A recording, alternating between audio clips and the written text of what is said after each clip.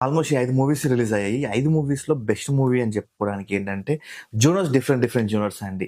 ఇప్పుడు 'ప్రేమ్ అంటే' movie plus మనకి 'సంతాన ప్రాప్తిరస్తు' అనే 2 మూవీస్ డిఫరెంట్ జోనర్. ప్లస్ మనకు 12 by year railway colony different genre. 'Rambai' అనేది different genre. So, genres difference అయినా గానీ ఓవరాల్‌గా ఫ్యామిలీస్ ఎలా సాటిస్ఫై అవుతారంటే, 'ప్రేమ్ అంటే' మూవీ ఏదో టైమ్ పాస్‌కెళ్ళి చూడాలి. పెద్ద ఎక్స్‌పెక్టేషన్స్ ఏం లేవు. స్టోరీస్ ఏం అవసరం లేదు. ఏదో టైమ్ పాస్ అనుకుంటే ఒక చిన్న క్రైమ్ స్టోరీ. ఇద్దరు దొంగలు ఎలా దొరుకుతారన్నది కాన్సెప్ట్ తోటి ఉంటుంది. సో, అంత క్లిక్ కాలేదు యాక్చువల్లీ. ఓకే.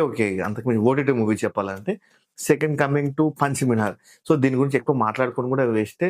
సో, నేను దీన్ని ఎలిమినేషనే చేస్తున్నా. యాక్చువల్లీ ఓటీటీలో చూసుకొని టైమ్ పాస్ కానప్పుడు తప్ప, ఇక స్పెషల్‌గా చూడాల్సిన మూవీ అయితే కాదు 'punch Minar.' Coming to third movie. Third movie వచ్చేసి మనకిది 'సంతాన ప్రాప్తిరస్తు.' ఈ 'సంతాన ప్రాప్తిరస్తు'లో ఒక 'చాందినికి' సెపరేట్ ఫ్యాన్ పేజ్ లాగా ఉంటుంది.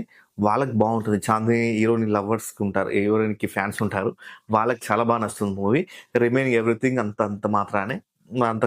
స్కిప్ చేయాల్సిన మూవీ ఇది కూడా ఓటీటీ మూవీ చెప్పాలంటే. నెక్స్ట్ కమింగ్ టు ప్లస్ మనకిది 'రాజు వెడ్స్ రాంబాయి.' మీకు కొత్త లవ్ స్టోరీ చూడాలి. కొత్త ఎక్స్‌పెరిమెంటల్‌గా జూడాలి. ఫ్రెష్ స్టోరీ, ఫ్రెష్ క్యాండిడేట్స్ అన్నట్టుంటది గదా! అలాంటి వాళ్ళకందరికీ ఈ మూవీ చాలా బాగా నచ్చుతుంది. చెప్పాలంటే విన్నర్ చెప్పాలంటే 'రాజు వెడ్స్ రాంబాయి' అని చెప్పుకోవచ్చు. సెకండ్ ప్లేస్‌లో 12 బై రైల్వే కాలనీ అని చెప్పుకోవచ్చు. థర్డ్ ప్లేస్‌లో 'ప్రేమ అంటే', ఫోర్త్ ప్లేస్‌లో 'సంతాన ప్రాప్తిరస్తు', ఫిఫ్త్ ప్లేస్‌లో మనకి ఈ మూవీ ఉంటుంది గదా! 'పంచ్ మినార్' అని జెప్పేసి అది.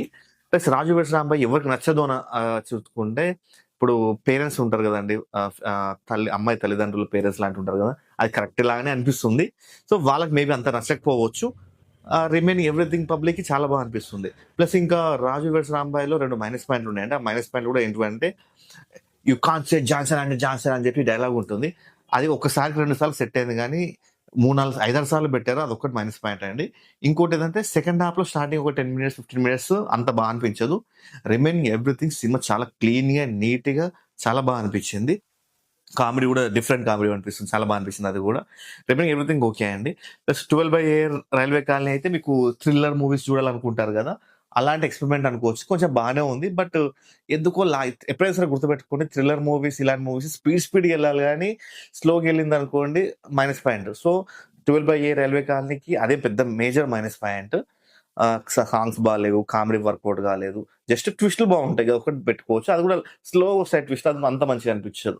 స్టెప్ బై స్టెప్ ఎందుకంటే మనకు థ్రిల్లర్ మూవీస్ ఎప్పుడైతే థ్రిల్లింగ్‌గా ఉండాలి గానీ అంత థ్రిల్లింగ్ అనిపించవు. కొన్ని ట్విస్టులు 2, 3 బావుంటాయి. సో, మళ్ళీ కమింగ్ టు 'సంతాన ప్రాప్తిరస్తు.' ఇదంటే ఎవరికి నచ్చుతదంటే ఇప్పుడు పిల్లలు కాకుండా ఉంటారు గదండీ! అట్లా పెళ్లైన కొత్త జంట ఉంటారు గదా! వాళ్ళకి కొంచెం కనెక్ట్ అయితుంది.